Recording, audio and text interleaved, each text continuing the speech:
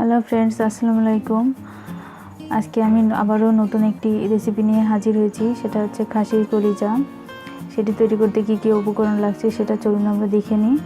এখানে আমি সামান্য পেঁয়াজ কুচি নিয়েছি, মরিচ চিরা, এখানে 3টা ছোট এলাচ, গরম মশলা, একটা তেজপাতা, 3টা লবঙ্গ, এখানে নিয়েছি রসুন বাটা, আদা জিরা বাটা, পেঁয়াজ বাটা এবং যেটা একদম মেজারমেন্ট কাপের ছোট যেটা চামচ থাকে সেটা 1 কাপ পরিমাণ শুকনো মরিচের গুঁড়া নিয়ে নিয়েছি। এখানে আমি 7 থেকে 10টার মতো কাঁচামরিচ নিয়েছি, 2টা আলু এখানে কুচি করে নিয়েছি ধনে গুঁড়া, এবং এখানে আমি নিয়েছি 1 পোয়া খাসির কলিজা। তার সাথে লাগছে তেল, হলুদ, লবণ এবং জিরা ভাজা গুঁড়া।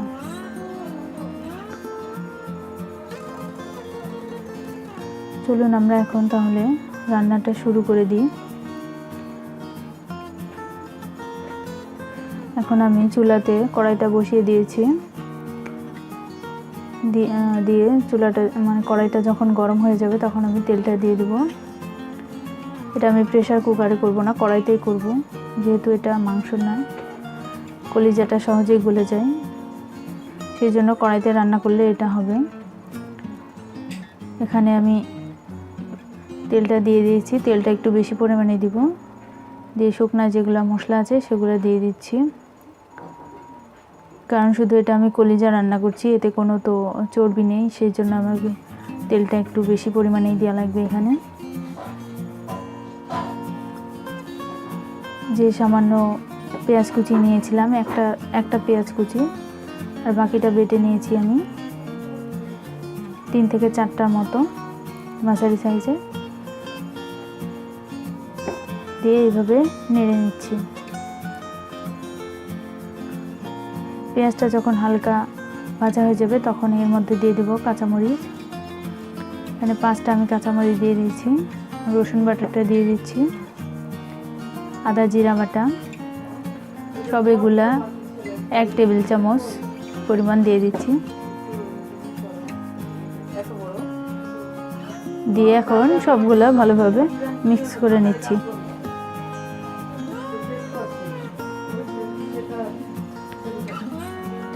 ভালোভাবে মিক্স করে নিচ্ছি, নিয়ে এবার দিয়ে দিচ্ছি ধনে গুঁড়া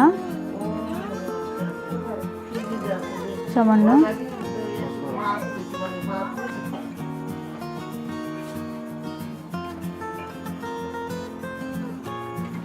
এখন আমি দিয়ে দিচ্ছি শুকনো মরিচের গুঁড়া, দিয়ে এখন মশলাটা আমি ভালোভাবে কষিয়ে নিব। সামান্য হলুদ গুঁড়া দিয়ে দিচ্ছি, দিয়ে আবারও ভালোভাবে মিক্স করে নিচ্ছি। দেখুন তেলটা এরকম থাকবে, যেন মশলার উপরে তেলটা থাকে অবশ্যই, তাছাড়া এটা কলিজাটা খেতে ভালো লাগবে না। এখন যে আলুটা আমি কেটে রেখেছিলাম সেটা আমি দিয়ে দিচ্ছি। এখানে আমি 2টা নিয়েছি আলু। লবণ দিয়ে দিচ্ছি সামান্য, লবণটা আপনাদের টেস্ট অনুযায়ী দিয়ে দিবেন। দিয়ে সবগুলো আমি ভালোভাবে মিক্স করে নিচ্ছি। যখন মশলাটা এরকম ভালোভাবে কষানো হয়ে যাবে, কড়াইতে এরকম একটু লেগে লেগে আসবে। কষানো আমার হয়ে গেছে, এখন সামান্য পানি অ্যাড করছি এতে।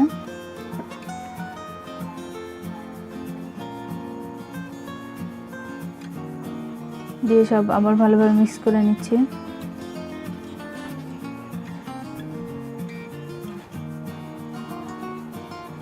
এখন আমি এর মধ্যে যে খাসির কলিজাটা নিয়েছিলাম, এখানে আমি 1 পোয়া নিয়েছিলাম, ওটা এখন দিয়ে দিচ্ছি।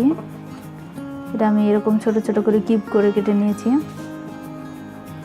আপনারা ছোট বা বড় যে কোনো অনুযায়ী আপনাদের যেরকম ইচ্ছা সেরকম পিস করে নেবেন। খাসির কলিজাটা ছোট বাচ্চাদের জন্য খুবই উপকারী এবং বড়দের জন্য এটা উপকারী, এতে কোনো চর্বির পরিমাণ নেই। দিয়ে আমি ঢাকনাটা দিয়ে দিলাম, দিয়ে এইভাবে মাঝে মাঝে আমি ঢাকনাটা উঠিয়ে এরকমভাবে নাড়ব। এ পর্যায়ে আমি তেজপাতাটা দিয়ে দিয়েছি। দিয়ে এভাবে মাঝে মাঝে নেড়ে নেব।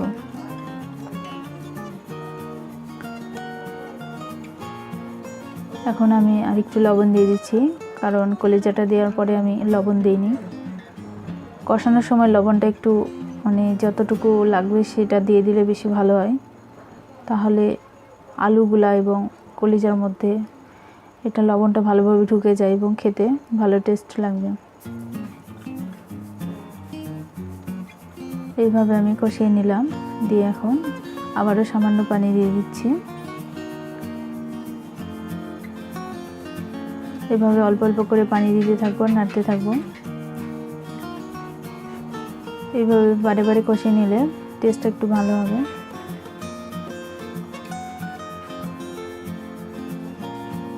দিয়ে আবারও ঢাকনাটা দিয়ে দিচ্ছি।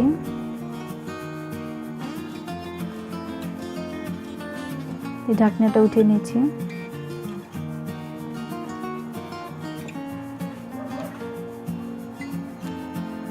3 থেকে 4 মিনিট পর পর এরকমভাবে ঢাকনাটা দিব আর উঠিয়ে নিব, যাতে আমার কলিজাটা এবং আলুটা ভালোভাবে সেদ্ধ হয়ে যায়। আমি এখন লবণটা টেস্ট করে নিচ্ছি, যদি আমার লাগে তাহলে আমি আবার দিয়ে দিব।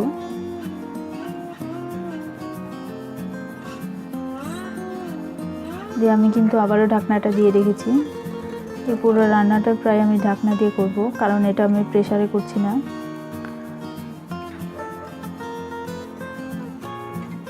বেশ কিছুক্ষণ রাখার পরে যখন এরকম উপরে তেল ভেসে উঠবে, তখন বুঝবেন যে এটা কষানো ভালোভাবে হয়ে গেছে। দিয়ে এইভাবে নাড়তে থাকবেন। এখন আমি পানিটা দিয়ে দিচ্ছি। এখানে আমি 2 বাটির মতো পানি দেব।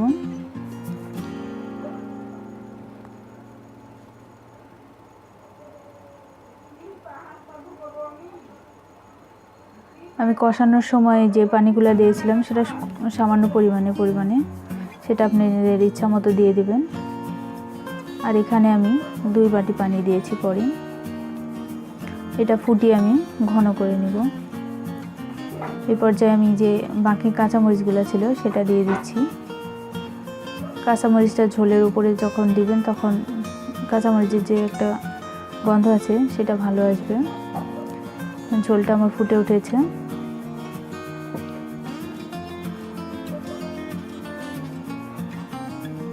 রান্নাটা আমার কমপ্লিট হয়ে গেছে। এখন দিয়ে দিচ্ছি সামান্য জিরা ভাজা গুঁড়া।